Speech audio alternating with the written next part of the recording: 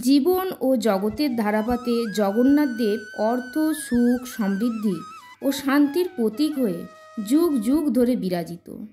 মানুষের জীবন প্রবাহে জগন্নাথ দেব যেন লক্ষ্মীশ্রীর আধার। রথযাত্রার দিন শ্রী শ্রী জগন্নাথ দেবের আশীর্বাদ শিরে ধারণ করে তার উপাসনা করলে জীবন রথটিকেও সুন্দর ও ছন্দময় করে তোলা সম্ভব।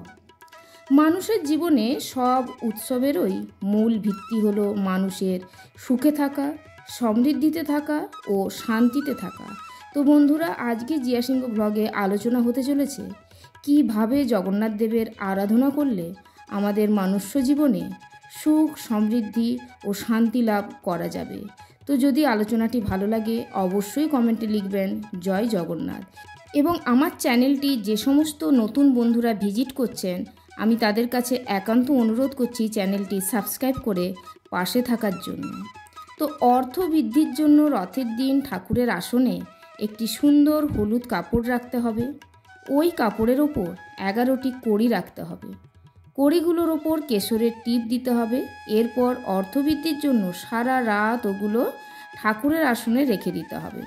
পরের দিন কড়িগুলো ওই হলুদ কাপড়ে বেঁধে ক্যাশ বাক্স অথবা যেখানে আপনারা টাকা পয়সা রাখেন সেখানে রাখতে হবে। তাহলেই ক্রমান্বয়ে আর্থিক সমৃদ্ধি ঘটবে শ্রী শ্রী জগন্নাথ দেবের কৃপায়। আপনার কোনো বিশেষ মনস্কামনা পূরণের জন্য রথের দিন এটা অবশ্যই আপনারা করতে পারেন।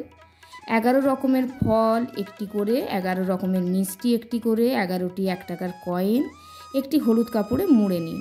সকাল 8টার আগে এই কাজটি আপনাদেরকে করে ফেলতে হবে। এই হলুদ কাপড়ের মোড়কটি নিয়ে কোনো জগন্নাথ মন্দিরে অথবা রথযাত্রা হয় এমন কোনো মন্দিরে, কিংবা তাও যদি না পাওয়া যায় তবে কোনো রাধাকৃষ্ণের মন্দিরে বা কৃষ্ণ মন্দিরে মূর্তির সামনে বসিয়ে রেখে দিন। বাবা জগন্নাথের উদ্দেশ্যে প্রার্থনা করুন ও নিজের মনের কথা বলুন।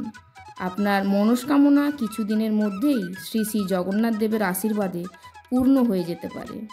শ্রী বলভদ্রকে ছাড়া জগন্নাথ দেবের রথযাত্রা ও উৎসব পূর্ণতা পায় না। বলভদ্র যেন জগন্নাথের সঙ্গী এবং মৌলিকতার অধিষ্ঠানে প্রাণময় সোপান। সেখানে জীবন আঙিনার দোতনা পরিপূর্ণ। পরম পবিত্র ক্ষেত্র শ্রী শ্রী জগন্নাথ ধাম। নিজের পাপে ও তপে জর্জরিত হলে সেই অনুতাপ অনুশোচনা থেকে মুক্তির জন্য শ্রী শ্রী জগন্নাথ ধামে এলে পরম প্রশান্তি ও পাপ মোচন হয়। এসব গল্প কথা নয়, বরং বাস্তবের বিমূর্ত অধ্যায়। জগন্নাথ দেবের তীর্থক্ষেত্রে সব মানুষ আসে প্রিয়ময় উচ্ছ্বাস ও উদ্দীপনা সঙ্গে করে, এবং সমুদ্রস্থান, প্রকৃতি দর্শন, জগন্নাথ দর্শন ও অপরাপর মন্দির দর্শন করে মনমন্দির অপূর্ব তৃপ্তিতে ভরিয়ে নেয়, যা প্রকৃতই প্রাপ্য। তো সুখ সমৃদ্ধির জন্য জগন্নাথের কাছে প্রত্যক্ষ বা পরোক্ষভাবে প্রার্থনা করা চলে।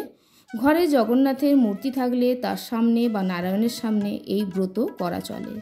একটি পেতলের বাটিতে কিছু আতপ চাল নিন, তার উপর 2টো গোটা হলুদ, একটি 1 টাকার কয়েন দিয়ে আত্মসুখ ও সমৃদ্ধির জন্য ভক্তি ভরে ধ্যান করতে হবে। বাটিটা জগন্নাথের সামনে রথযাত্রার দিন রেখে দিতে হবে এবং উল্টো রথের দিন বা তার পরের দিন চাল, হলুদ ও পয়সা কোনো ব্রাহ্মণ বা সৎ ভিক্ষুক বা কোনো মন্দিরে আপনাদেরকে দিয়ে আসতে হবে। মানুষ শান্তির জন্য সর্বত্র ছুটে বেড়ায়। অশান্তি দূর করতে জগন্নাথ দেব অনন্য।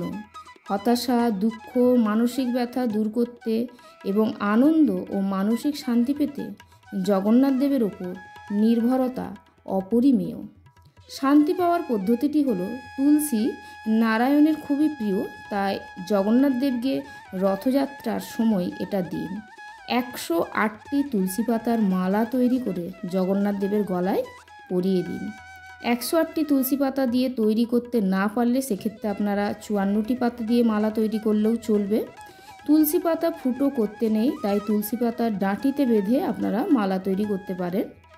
এইবার ওই মালা জগন্নাথ দেবের মন্দিরে বা যে মন্দির থেকে রথযাত্রা বের হয় সেই মন্দিরে অথবা বিষ্ণু মন্দিরে বা রাধাকৃষ্ণের মন্দিরে দিয়ে আসুন। ঘরে যদি জগন্নাথ দেবের ছবি বা মূর্তি থাকে তবে তাতেও এই মালা আপনারা দিতে পারেন। জগন্নাথ, বলরাম ও সুভদ্রার সঙ্গে যে ফটো পাওয়া যায় তাতেও দিতে পারেন। তারপর নিজের মনের কষ্ট বলুন, দেখবেন আপনারা সাফল্য পাবেন এবং মনে শান্তি ফিরে পাবেন। সুভদ্রা, বলরাম ও জগন্নাথ দর্শনে সবার মন অনন্ত সুখ ও শান্তিতে ভরে ওঠে। রথের দড়ির স্পর্শ মানে মানুষের জীবনে গতি ও জীবন জোয়ারের আনন্দ। জগন্নাথ দেবের রথযাত্রা উৎসবের মধ্যে প্রাণের স্পন্দন ও আকুলতার পূর্ণ নিদর্শন বর্তমান। রথের দড়ি টানা নানা আচার ও অনুষ্ঠানের মধ্যে দিয়েই তার প্রবাহধারার প্রমাণ পাওয়া যায়। সুভদ্রার অনুধ্যান ব্যতীত রথযাত্রার পূর্ণতা ঘটে না। মূলত পুরীর রথযাত্রা ত্রয়ী আধারের বিমূর্ত প্রকাশ। জগন্নাথ দেবের পূজারী হলেন সবর শ্রেণীর মানুষ। তারা জগন্নাথ, বলরাম ও সুভদ্রাকে সমভাবে আরাধনা করেন পূর্ণ ভক্তির মাধ্যমে। ভগবানকে শুদ্ধ চিত্তে নিষ্ঠা ভরে ভজন করলে অতি সহজেই তার কৃপা লাভ করা যাবে এবং মনে শান্তি বিরাজ করবে। প্রবাহমানতা, নির্মলতা, গতিময়তা, সুস্বাস্থ্য এবং অনন্য অনাবিল সুন্দরের প্রতীক রথযাত্রা। যেখানে জগন্নাথ, বলভদ্র ও সুভদ্রার মঙ্গল স্পর্শে মানবকুলের পূর্ণতা প্রাপ্তি হয়। মূলত উন্নতি, গতি ও রূপান্তরের আলেখ্য সুষম সন্নিধান ঘটে মানুষের প্রদীপ্তময় উজ্জ্বলতার তীর্থে। যেখানে রথযাত্রা জগন্নাথদেব, বলভদ্র এবং সুভদ্রার সংসর্গে অর্থ, সুখ, সমৃদ্ধি ও শান্তির প্রতীক হয়ে প্রতীয়মান রয়।